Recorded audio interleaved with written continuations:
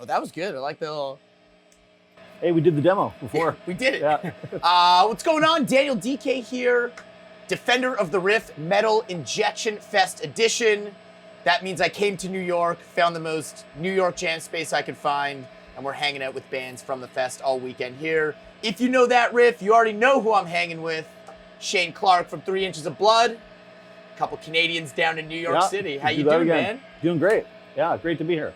I'm stoked you're here for the fest, not only because I haven't seen one of these massive triumphant reunion shows yet, right? But I'm stoked just to get a hanging with you because we've never done this. No. And everyone says you're the guy that you love guitar and you love tone and you love heavy metal, and pretty much those are all the prerequisites for this show. I love all that stuff. Love it. That you're going to fit in perfectly on this show, and realistically, the only other rule on Defender of the Riff is no stock interview question answers allowed. That's great, because I'm terrible at the stock answers. Like, I won't ask any stock questions, or at least I'll try not to, and you better not give me those autopilot answers you do during call me press out cycle. Call me out if I say a brutal answer. Yeah. I've watched your interviews before. If I hear you using recycled lines, I'm calling you out. Okay, yeah, let me know. Yeah. Awesome. I've been here for a couple days already. Yeah. I'm a little partied out. You just got here. You're going to crush it tonight, so thanks for doing this before your set. Appreciate it a lot. Oh, man. Like I said, glad to be here. This one's all about guitar. Get to know your connection to the instrument, why we've chosen this ridiculous lifestyle and career path. Why don't you just take me back to the beginning? Sure. Tell me about those first sounds that made you realize you wanted to pick up a guitar and rock. I grew up, there's music all around my house growing up. My dad is a folk singer, bluegrass banjo player. So there was, like I said, music all around the house and stuff. And here's actually one of the things I learned from him, like,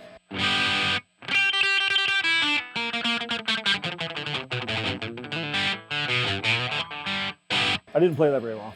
Dude, but if my dad could teach me that, I'd be so stoked.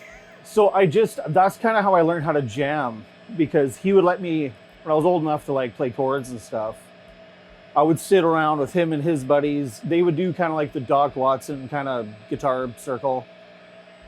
And then it's like everyone, it's like 9 Martin D28s and a banjo and a stand-up bass player, and everyone would play. And then I would, I'd be involved and play like, a little lead break or whatever. That's super cool. So at an early age, I kind of learned a very rudimentary version of like what improvising was. So there's that, and then he was really into music and really into the band. Something that comes to mind right now is he would watch the Lats Waltz like every weekend. Hell yeah. And so the movie opens up with it's a cover song, but it's Don't Do It.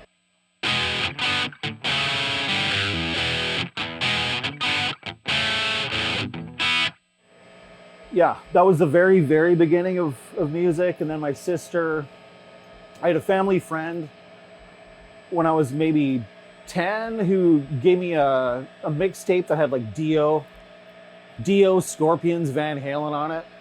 So it had all like the requisite stuff you should know at that time. So I think I was about 9 years old, but it was like...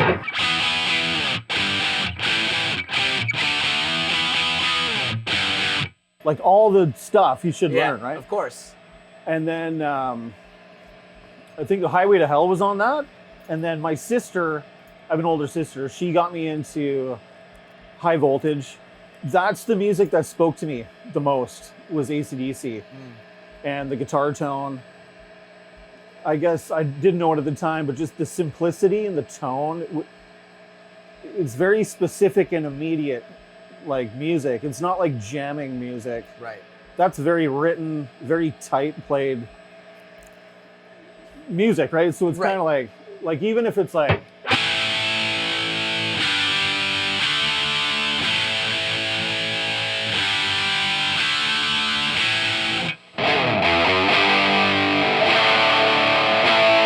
it's like the same 3 chords, but you instantly know what song it is because it's so specifically, intentionally written. There's not much, like, AC/DC is just a huge part of my life. Like, fucking great this band. guitar, Look at the guitar, yeah. This is very Malcolm Young. This is I'll bust into it now. It's product placement. This is a guitar that it's a signature model for myself. It's a Vancouver company called Prestige, and so I just like a simple guitar. So there's one pickup, one knob. It's very like influenced by Malcolm Young, because it's like Malcolm had the second pickup that he ripped out, right? There's just like the empty hole in it. Totally. Yeah. Yeah, and I always most guitars I just use the humbucker anyway, but yeah, circling back, AC/DC, you know, Scorpions, Accept.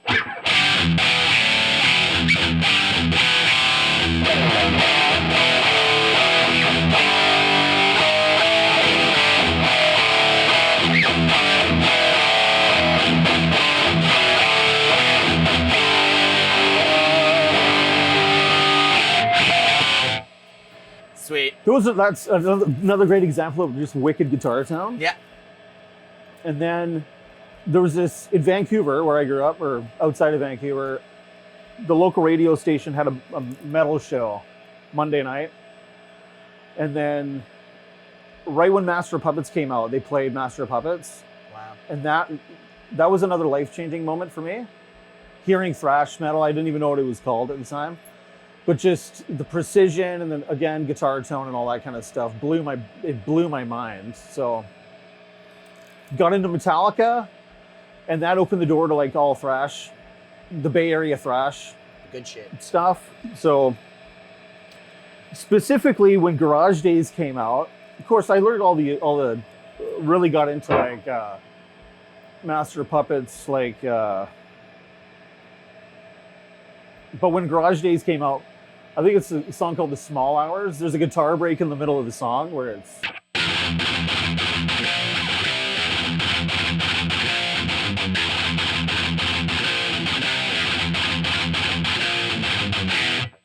that picking. I was obsessed with that picking. That's sick, yeah. Just completely obsessed with, I could just sit here and do this all the time. And then there's an Anthrax record, as we all know, on Among the Living, it's Skeletons in the Closet.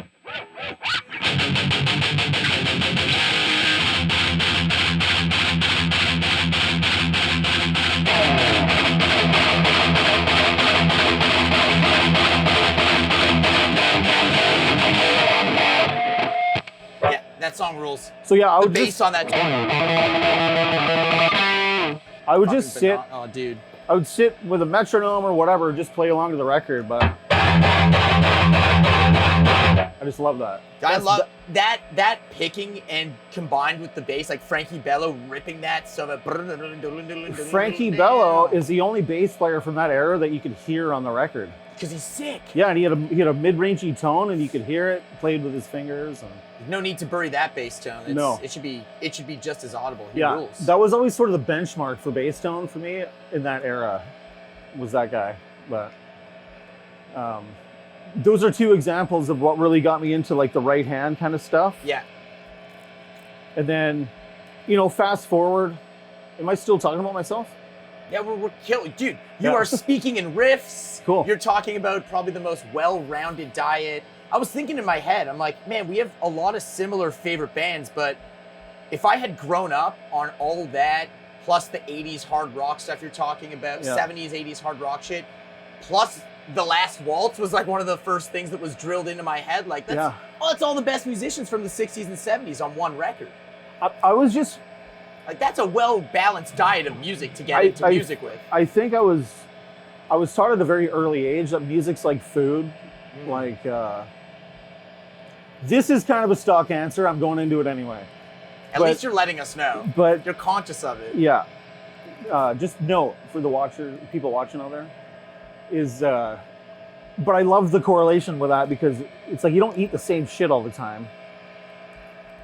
It's unhealthy. And it's just good to, you know, try different things once in a while. But at the end of the 80s, you know, you can only take so much, and that was sort of the as all like popular music scenes, there'll be like a second tier and a third tier of that, what made the music popular in the first place.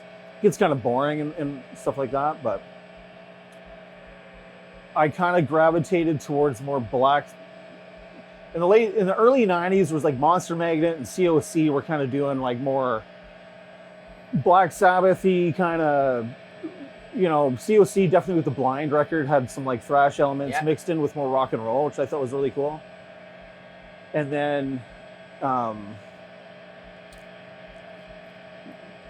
Florida death metal was kind of coming around, which I thought was insanely cool, and like Napalm Death. But at the same time, I got really into a band called Caius, which was, you know, all about guitar tones and just vibe and feel. Desert vibe.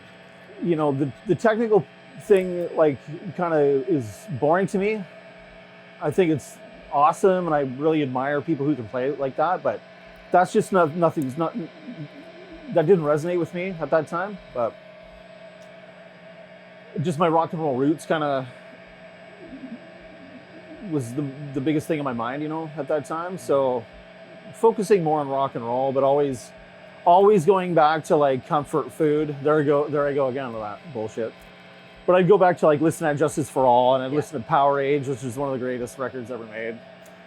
But I'm kind of losing track, I think. No, you're killing it. Tangents. No? This show is all about musical tangents. Oh, dude, I got tangents. Yeah, with tangents for days. I think I've got like a pretty good idea. Like, it's obvious you were just surrounded by badass music. Not only you got like the basis of like the real shit from your dad being into, because I adore bluegrass and I adore that type of folk kind of background you have, plus the fact that you were getting into real 60s, 70s rock and roll, hard rock, into discovering thrash metal more as like, and death metal as your own kind of coming of age discoveries. What about, you know, you said you used to sit around and practice Metallica, picking right-hand patterns. Can I stop you there? Here's a great one that I should have brought up. Is there's the guitar break in Frayed Ends of Sanity. Oh, it's another obsession of mine.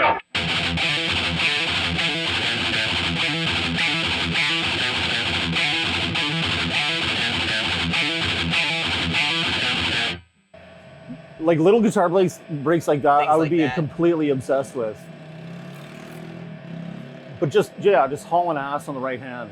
Tight right hand guitar playing. Disposable Heroes. Disposable Heroes. I was like the tight guitar playing snob when I was a teenager. Because it was kind of like Slayer, Metallica, or nothing. Anthrax and stuff. Like, I would hear like, you know, early Creator or Celtic Frost, and I'd be like, no, not tight enough. Too loose, yeah. I didn't understand what was happening there, you know. €2. Not insulting those bands. That's what I listen to now. But I get it. There was some precision shit going on with like, you know, Kerry King and Scott Ian and James Hetfield. They were kind of like the first of their kind. So it was like they set the benchmark, and I would compare everything else to that. But in my mind, I still do for my own personal, you know, rhythm playing and stuff. I can give you an example right now of like a 3 Inches song.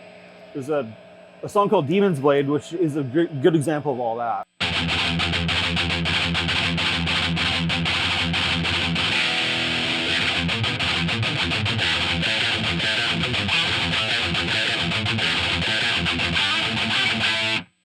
Like, if that isn't the most James Hetfield fucking guitar picking break I've ever seen, I don't know what is. That's amazing. Yeah. Sorry, James. Sorry, Jimmy Hetz. Yeah, but yeah, that still is a huge influence to me. I'm 49 years old, and I still want to be those guys. But among other influences and stuff, that's a big one. It's just that 80s right hand. I interrupted you. But I know you did. I know. No, but it's all good. So this all right hand stuff. You mentioned practicing a lot and getting tight and the things you like.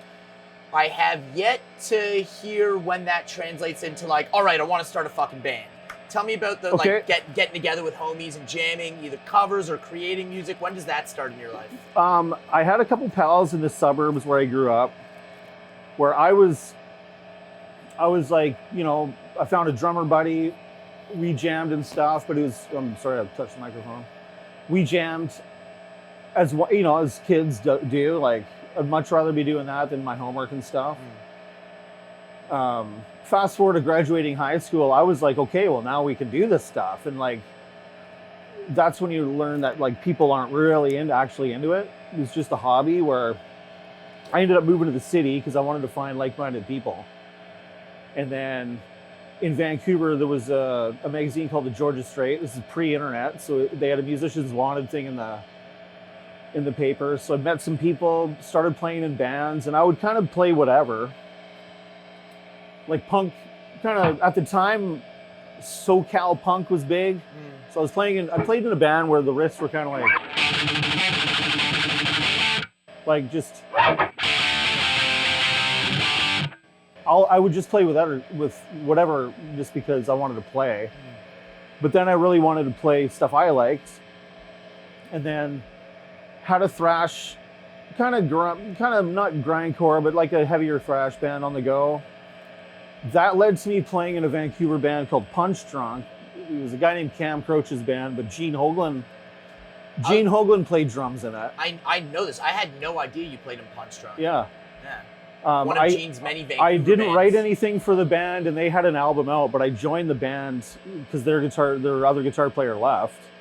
So that was like next level playing for me, because these guys were, I don't have to explain where Gene's at or these other guys, but it was like next level for me. So that taught me consistency and play as best as you can at all times. Because I was thinking, or else I'll lose the gig, so I got to play as good as I can. So that was a next level thing for me. And so a buddy of mine was playing drums in 3 Inches of Blood when I was in Punch Drunk, and they're like, hey, they're looking for some guitar players. I put your name in the hat, and because they knew me from Punch Drunk, that's kind of how I got the gig. So this is like 2004. So you joined 3 Inches in that era, but you don't play on a record till Blades? That's right. Yeah. So me and Justin Hagberg joined for the whole touring cycle of Advance and Vanquish. Right. But we didn't play on that record. So what happens? The guitar player, like, they literally do that record and that lineup fizzles out? Both the guitar players left right after the recording. That's so annoying. Yeah.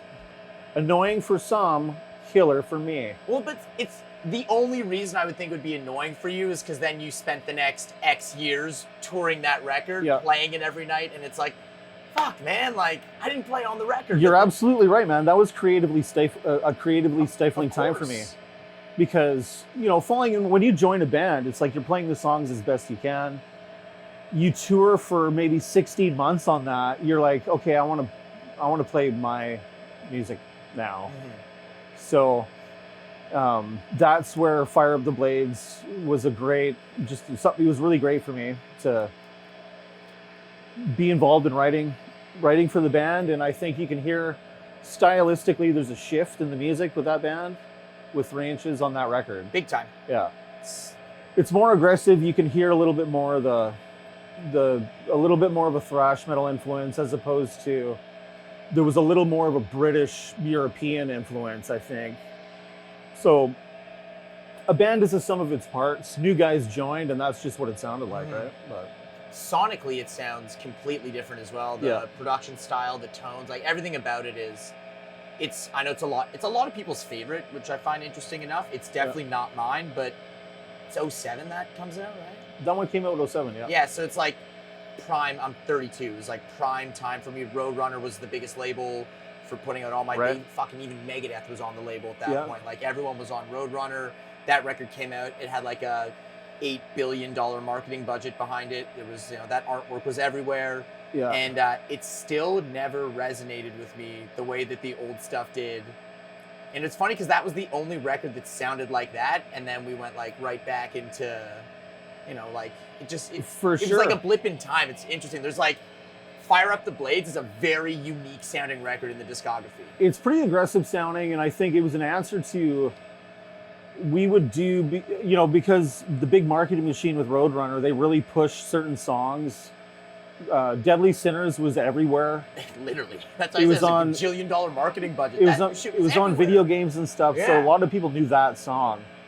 So we kind of wanted to do not like the anti Deadly Sinners, but we just wanted to play different stuff. Right. So that was kind of an answer. The anti-Deadly Sinners record. It was just kind of like Deadly Sinners exists. Like let's not try and write that again. Yeah. You know what I mean? It's like, we're going to have to play this song every show for the rest of our career. Let's Yeah. write something else. Yeah. So that was a killer experience. Joey Jordison produced that record. He was a big wheel at Roadrunner because he was like, I think because of Slipknot and Nickelback, that's why that label had, you know, dental plans and stuff, was because of those two bands. So Everyone was on it. Like, of course, those are your like anchor bands, but like they Yeah. had the lineup was so deep. The roster was so deep at that time. Yeah. I think BLS was on the label at that time too. so many bands were on that Everyone label. was on the label. I think Opeth was there at that time 100% they were. And then- Sanctity, that sick ass Sanctity record came out on that label. For all I know, we were going to get dropped around that time, but Joey Jordison really liked the band and he wanted to produce the record. So, That's sweet. you know, I think that he had a big reason like why we remained on that label. But I could be wrong. That's just my impression of it. Mm-hmm. It was so working with Joey was a great experience in a lot of different ways because, again, he had a lot of pull. Because of him, he was very involved with pre-production. The label just, you know, pretty much left us alone. In my experience, that was my first experience with a bigger label. So just with his experience, he was very hands-on. He had a lot to do with, you know, helping write parts and arranging. Killer arranger. I think one of the things, because him and I were the same age, we had a ton of the same musical reference points. You know, him and Slipknot, that's a certain, you know, style of music, but he knew like everything about everything. I would say some like obscure Deep Purple reference like Rat Rat Blue, and he would be on top of that, and I'd be like, killer, man, you know that? And we hung out during the recording process and, you know, partied and stuff, but he was killer producer. I'm trying to think of other cool stuff. Like when he produced the drums, he was in the room with the drummer. That's so cool. You know, just really championed our band, and something I'll never forget because, like I said, I don't think without him, I don't think we really would have gotten the push from the label. He single-handedly, like, I think, kept us on the label. Wow. So that was a very cool, I mean, look how much we've just been talking about Roadrunner in that era. We didn't even mention like Roadrunner United. Like that, there has not been a label that did a project like that ever again. Like that was such a unique thing to do as well. Yeah, that stuff still pops up on my YouTube feed. The videos are amazing. Yeah, and here's the one that always comes up. It's so rad. It's Scott Ian and like Andreas Kiss, right?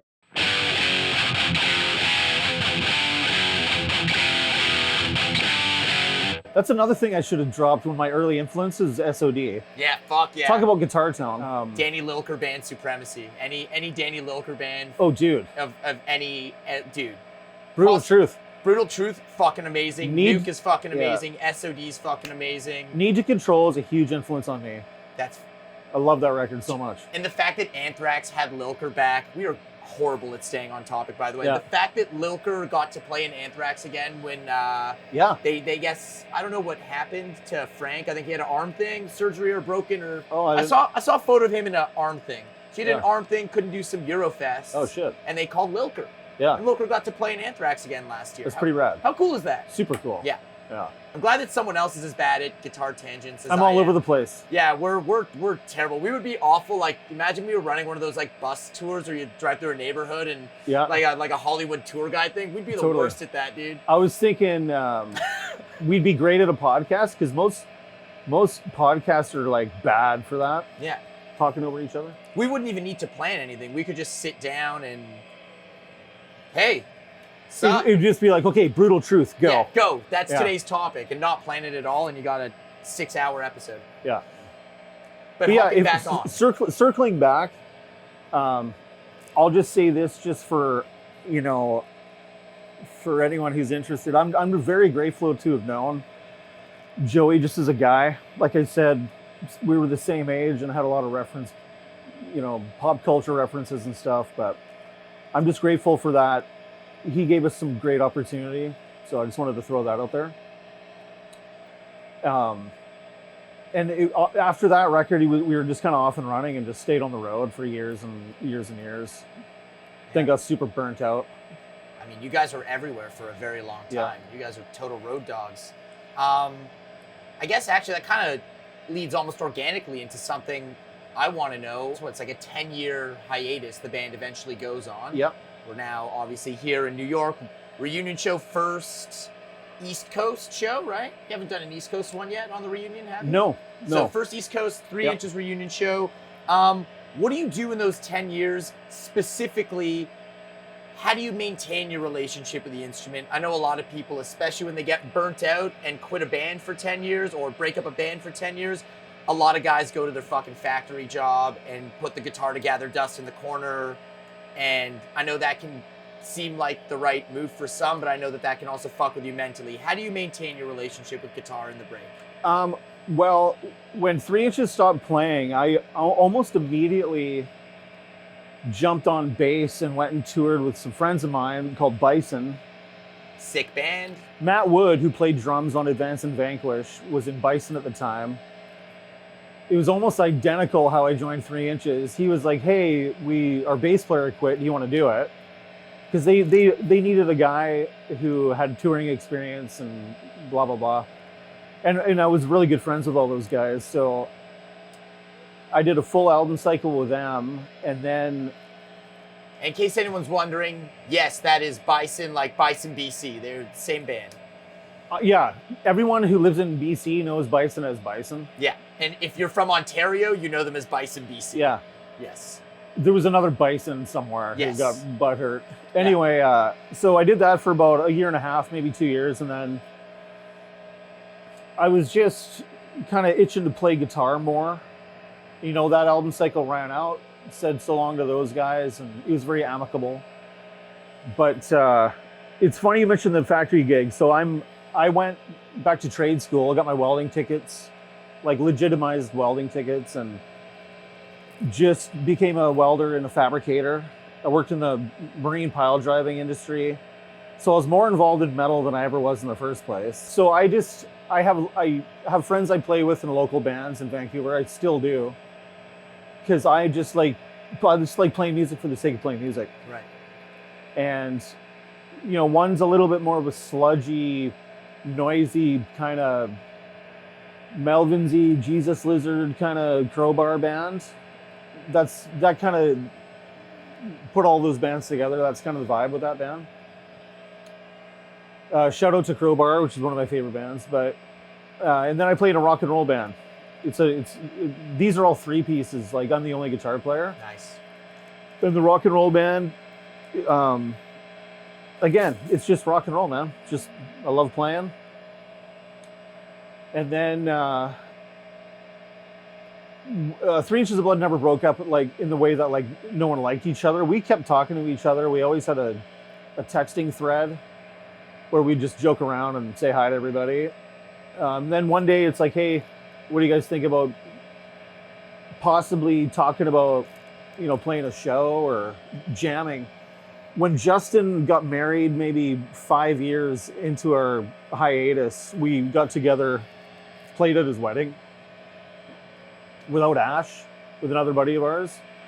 And that was fun. So we just kept in contact, and then it's all about timing, right? The wedding band reunion is a classic Dude. move. That's actually how almost all great reunion stories happen. It's like, you know, everyone's like letting the tie. Maybe we've got a couple buttons undone on the dress shirt, and it's like, get up here. Come on, let's do this. Let's get the band back together. Yeah, I heard Sting did that. Like, Police got together at his wedding. That's awesome. But yeah, it was pretty. I hate buzzwords and shit, but yeah, it was pretty like organic how it happened. We were just like, yeah, let's play. It's time to do it. Yeah. But Yeah, just got together in the jam spot a bunch of times. Things were going good. And then we just, put some Vancouver shows together under the guise of like, let's just see how it goes. Like maybe no one will show up. But we ended up doing a very successful weekend at the Commodore in Vancouver. And here we are, playing shows. See, cranking amps. Dude, it's wild to me that I live in California and didn't just fly up to those Vancouver shows as a Canadian who's been listening to your band his whole life, essentially. Because, I'm like, oh, it's kind of far, I won't do it. And then I had, homies from fucking Sweden flying to that. Yeah. I had friends from South America who flew to that. It was wild. Tons of people from LA went. Luna flew up for that. Yeah, that's right. He was super stoked. When I saw the photos, I'm like, man, all my friends are at this show. Yeah. I fucked up. We had the best time, man. The 2 nights, it looked insane, man. I'm sorry you messed up, but we're playing in LA in January. I saw it. You got great. You got Luna's band is opening. That's right. Entranced is opening. Haunt is opening. Yep. And Toxic, right? Toxic Holocaust. Yep. Great bill. They opened up for us in. We did a bunch of tours with Toxic back in the day. Those guys rule. Rob and Joel, the man. 100%. And they came and played with us in Seattle. That went really well. So we're like, got to have them for LA and San Francisco. So yeah, that's awesome. So I think it's kind of interesting that you did during the off time from 3 Inches go back to a trade, but you never really stopped playing. No. Was there not even, it didn't even cross your mind to stop playing? You're a lifer through and through, right? Totally, man. And for me, guitar and music have been with me during the good times and the bad times. And since the band broke up, I went through a lot of personal things, and you've always got the guitar and music to make you feel good. Mm-hmm. So I played guitar specifically in those times just to keep my sanity. So yeah, to answer your question, I never stopped. I wasn't in a touring band and I wasn't putting out records, but it's just one of those things. Some people go to the gym to feel good. I'll pick up my guitar. I should go to the gym to feel good, but I'll pick up my guitar instead. Hey man, yeah. you get the endorphin rush from shredding. Fuck running. Yeah, but to answer your question, I never really stopped. It's just one of those things. Play for, even if it's 10 minutes a day, or I'll take a day or 2 off, and then I got my little Logic rig and write riffs, or just play. I'll program a drum beat and play along to that, or it's just it's food for the soul. I know we're not playing through your rig right now. No. But I see you've got a signature guitar. You brought very, very boutique and well used. Very everything's very purposeful with the way you set up today. So I can only imagine that you love tone. What is your rig, and kind of take me through what you're using now with the live rig for 3 Inches. My live rig it's a 1974 Marshall JMP. See, I knew this was the right question for you. I got this amp for $600 when I was in my early 20s in 1998. Yeah, I was about 22 years old. It was already modded. It's kind of like a 2203 mod to it, and it's just, for me, it's the best sounding amp. I put a tube screamer in front of it, and that's just my tone. Yeah. And I'll get other amps. I own a few other amps. I'll try other amps, but it never sounds as good as this specific Marshall. So, here we are, 25 years later. I don't do math very well. So let's just say 25 years later. I think that's a great round number to use, yes. That's still my tone. It's been the same thing. That's awesome. The whole time. That's awesome. That's how it is with Marshalls, though. But yeah, dude, if I knew you were a Marshall guy, I would have taken the 65. You could have had the 800. Oh, these are great too. You can, as long as it has this to it. That's the test. That's the test. Or if you can get some tight articulation from that, yeah, then I'll make it work. Is that the riff to check? You get a head, or you're flying into a festival, it's backlined. What is your let me test this amp riff? I've got a bunch. One is a super deep cut. It's an AC Fly on the Wall. The album starts like this.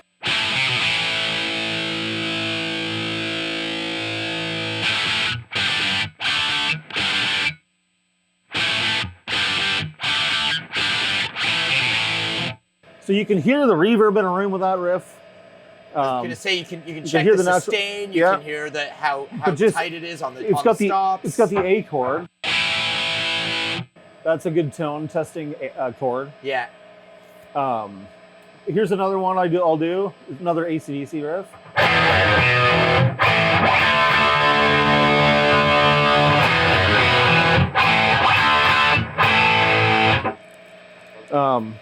Great sound. I'll just do one of my riffs or whatever, but whenever I have a chance, I'll bust out some AC/DC, basically. I go for the...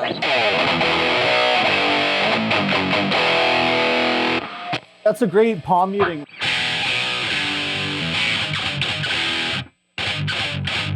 That is my damn festival backline. Let's see if this riff works. Let's see if this amp works. That's my riff. Yeah. That's the But go-to. I played it already, but the SOD, that's another good one. Yeah. Or... But whatever. Sorry, Scotty M. But, Anthrax and AC/DC riffs and SOD riffs to test for soundcheck. for sure. Love I'm that. trying to think of a cool Metallica riff I'll do. Yeah. Yeah, I'll use, yeah. Or test out your own riff. Yeah, sure. I mean, Yeah. that also works, right? Totally. The riff I actually am getting hired to play in front of people It's tonight. funny. Yeah, It's funny maybe. on this. I'm like, I'm willing to just butcher someone else's riff, and I'm just like, I feel like a jerk for playing my own riff. But I know it's fun. When you first came in, we've like started talking about a 74 JMP, and then we've immediately like sidetracked. we did it again. Yeah, we did it again. You came in, and the first thing I wanted to know was how to play that fucking riff from Here Waits Thy.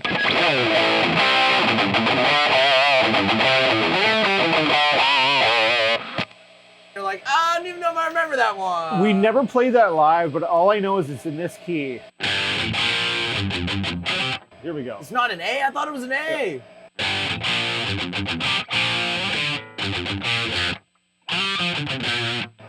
I would have to do some homework on that. That's a good one. Can't So- believe you never once played that one Maybe live. once. That's a good fucking Sorry, tune. 3 Inches of Blood fans. That's a good one, man. But yeah, we'll put that in the set. Should.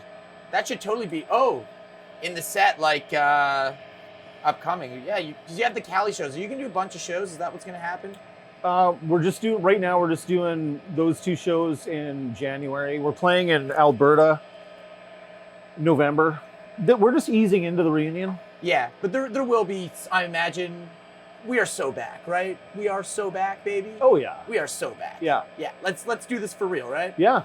But So- we're not just gonna, we're just taking it easy, Yeah. you know? But no intention to stop. It's not No. just the quick 8 gig cash grab. It's the No. No, it's the, hey, we- let's do this for us and for the people who love our band. Totally. It's all about pure enjoyment. We like playing the music. We like hanging out together. We have some fans that are coming to the shows, so Love that. it's a win-win, Fuck yeah. you know? Yeah. And if you want to get into music for making money, get your welding ticket. That's my advice to you. That's really good advice. There's great money in welding, not so much in guitar playing. Yeah. So if you become a welder, you can be like me and buy guitars you don't need. Yeah. Yeah. Do you have a guitar problem? Yeah. Oh yeah. Big I time? got a guitar head problem too. But it's better than wasting your money on. Like boutique heads and shit. Oh, we're just all over the place. Just cool deals I'll come across. like Friedmans and shit. Like, 'cause you're a Marshall guy. Do you like the I Friedmans? kind of like, I had a BE 100 that wasn't really my thing. Really fantastic amp, just didn't resonate with me.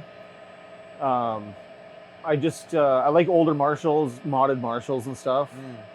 I got a early 80s PV Butcher, which is a Marshall 800, Nice. JCM 800. Yeah, just cool stuff that comes a long way. Rad. I got a Mess Boogie Mark IV I really like. But I don't need any of that shit because that Marshall sounds great. You Yeah. know? I So- mean, that's the thing I wanted to say with Marshalls. You find your one, and it becomes your amp for life. Yeah, totally. I've got one 2203 that I've just been using forever. That's It's perfect. It's Yeah. perfect. It's original, complete down to the transformer. Yeah. It's just Awesome. one of those magical ones that came off the factory line and just. I brought it to Dave Friedman no way. in the old shop in Burbank. Yep. We were on tour. Something was wrong with it. We were playing a Yep. gig and it went, and I was like, well, maybe it's tubes, maybe it's bias, maybe it's fuse. I don't know. I'm not an amp tech. Yeah. Does anyone know someone in the LA area who can fix my amp? And some guy's like, yeah, there's this guy. He's got an amp shop. His name's Dave Friedman. I'm like, Dave Friedman of Friedman Amps. Yeah. He's like, oh yeah, you've heard of him? I'm like, Yeah. fuck yeah. This was like before he was in Guitar Center and shit. This is Yeah. when he just had the one shop. Cool. And went in there and he was like, oh dude, you just have use bad tubes. Like, I'll just buy the set of tubes. I'll put them in and buy some right now for free. And he did it. And then he plugged my amp and he's like, this is a very good head. Cool. So it's a Dave Friedman approved 2203. I had a very good experience with him too. Like I used Friedman that had problems with it, and I sent it to him, and he fixed it really fast. Sent it back. So his customer service is great. It's cool when gear guys aren't snobs, because gear guys can oftentimes be snobs. Oh yeah, for sure. It's an easy thing to be a snob about.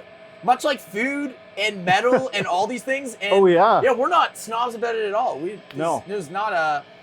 You got over your teenage right-hand elitism. Really. Totally. Yeah, you got it out in your teen years. You seem like a very, It's so very funny. easygoing dude now. Yeah. Thank you for the compliment. Fuck yeah, dude. And a great player and a great dude to hang with. Why don't you finish telling me about your beautiful live rig that I cut you off? Oh or that no, we tangented? I went on a tangent. Yeah. You didn't cut me off at all. So you have your magical head. I got my magical mythical Marshall, and basically I run a Boss. I can't remember the name of it. NS2. The noise suppressor. The noise gate. Yeah, it's And essential then pedal. I use a Maxon 808. It's the little MXR size box, Nice. and a tuner. Lately, I've been using a Sennheiser wireless unit. Nice.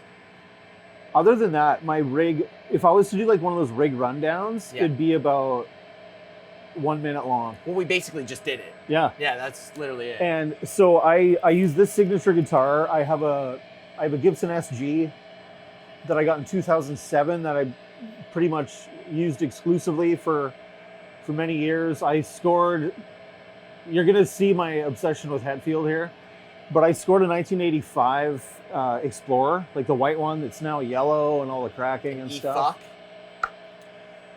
It's the More Beer It's guitar. the more beer, not Yeah. the E-fuck, yeah. I got that in a trade and I couldn't believe it, but I use that quite a bit. I've got some Gibson Flying V that I really like, but lately it's just been the Prestige. There's a Gibson 500T in here currently. I like to mess around with pickups, Nice. but the Gibson 500T, it's got the same output, say, as like a EMG 81, but it's passive. You can get a really good mid-rangey yet scooped tone. But yeah, it's pretty simple. Pretty simple setup, I like. Fuck yeah. Dude, it's simple, sounds awesome. I mean, why use any guitar other than the one that's built to your exact specifications for live playing, Yeah, right? I'm That's it. really lucky about that. Hell yeah. Dude, thank you so much for hanging. This was rad. Yeah, thanks Good. for having me. I hope I didn't go on too many tangents. No, man. You speak in riffs. This is what it's all about. And I didn't detect any stock answers either, aside Cool. from the one you warned us on. So Cool, I'm glad. you're totally, you are a true defender of the riff. You're invited to hang out with us anytime. And you passed the test. There's no stock questions either, so Fuck a stock question. yeah, fuck that that. shit. Yeah. Fuck that shit. Heineken. Fuck that shit. Babs Blue Ribbon. Play me 3 inches riff and let's get you the fuck back to the venue.